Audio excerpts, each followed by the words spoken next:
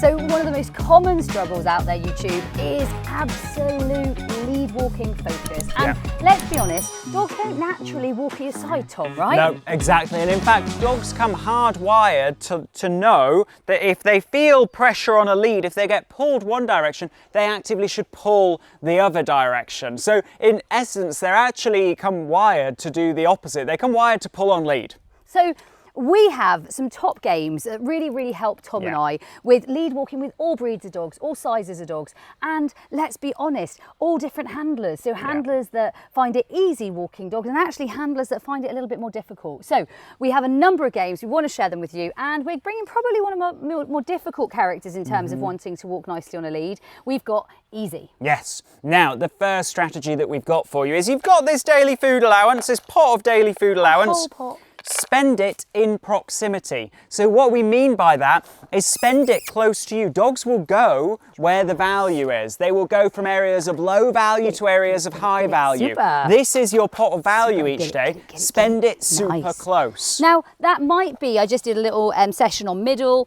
It might be maybe some catch. It could be popping them at your side and reinforcing a position at the side. Basically, what we mean by this is anything within proximity to you or close-ish proximity to you. Even if you're scatter feeding, scatter feed close. What we're saying is, let's say take a scatter graph. What we're saying is all of the X's are going to be close and around here. We're not going to put X's out there right now. This is the area, the zone of reinforcement. We want this zone to be super powerful to you. Whether that be you're scattering close, whether that be you're playing games like middle, whether that be ready, set, Missy, get it. Whether she's on your side, it doesn't really It doesn't really matter which of them you play. In fact, it's probably most important you play a variety of them. Absolutely. Now, the second strategy that we've got for you that makes your dog walk beautifully on lead is we have a bit of a motto: leash on, game on, leash off, game on. The point is that the game does not stop when the leash goes on. The most important thing is that people acknowledge both strategies or both areas can be difficult, right? Absolutely. And so all of those games that maybe you've watched in the Sexier Than a Squirrel challenge, that 25-day challenge that you can get involved in by heading to absolutedogs.me/sexy,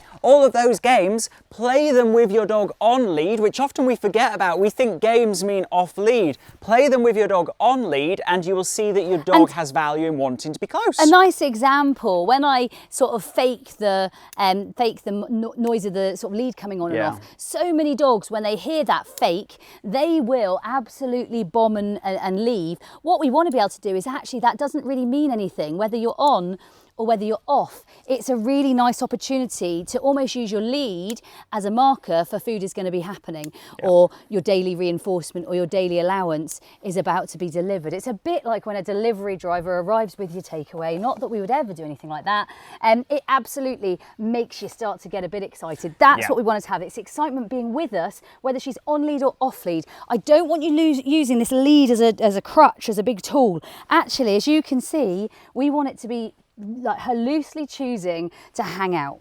Now, next tip is, now that we've got value for being close, what we want to do is actually make us a little bit scarce, a little bit interesting, make them hunt us out. So what Lauren's going to start to do is actually just back away from Easy and test the value. And if we're getting nice value, we're going to reward her and tell her, yeah, that's great, that's where the value is. The squirrel that your dog is after does not put itself in your dog's mouth. Instead, there's variety. Now, it doesn't need to be insanely exciting. It actually needs to be your dog choosing you every time. So you don't need them jumping, you don't need them bouncing. Of course, if they're excited, it's never a bad thing. But what we're really looking for is they choose to come with us without us having to tow them. Notice when we tow, do you see how she pulls against me? So she actually goes, good girl. She actively goes against me. And that's largely because that's kind of the natural response, like we said early on. Most of all, we want a dog who chooses to come with us, whatever the weather, whatever the deal. We want them to choose that coming with us is always a good deal. Now, final tip is that some dogs, actually they need a level of calmness to be able to really process all of this learning. There's an entire episode on our YouTube channel dedicated to calmness. You can check it out over there. And if you have not already subscribed to the YouTube channel, what are you doing? There's a new episode each week and a whole library of lessons. Now, the coolest thing is that when you play all of these games, you get real life life results. Of course, you can go along to your village hall and you can feed your dog for being at your side artificially the whole way. And you will, after years and years and years and years and years of practicing, have a dog who wants to go into middle, have a dog who wants to hang out at your side, potentially in the village hall environment, right? The big thing is we want real life results. We want real life games. We want games that are going to deliver you exactly what you need in the big wide world.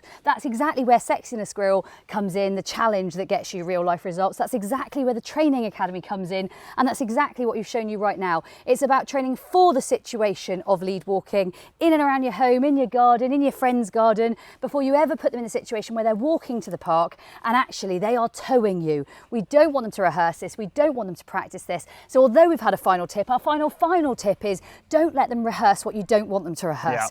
Only rehearse what you want them to rehearse. It's super important that rehearsal is king. There's a game for that. We'll see you in the next episode. Remember, game changers, whatever the dog owning struggle, there's a game for that. If you haven't already, remember to subscribe to our channel. And check out our new 25-day online dog training challenge. Watch the videos, play the games, transform your dog owning struggles. As a loyal YouTube subscriber, you can get a 70% discount through the link in the description below. And if you haven't already, subscribe to the #1 most transformational dog training podcast on iTunes and Spotify, the Sexier Than a Squirrel podcast. And remember to follow us on Facebook and Instagram for more live teaching, video content and free training using the links in the description.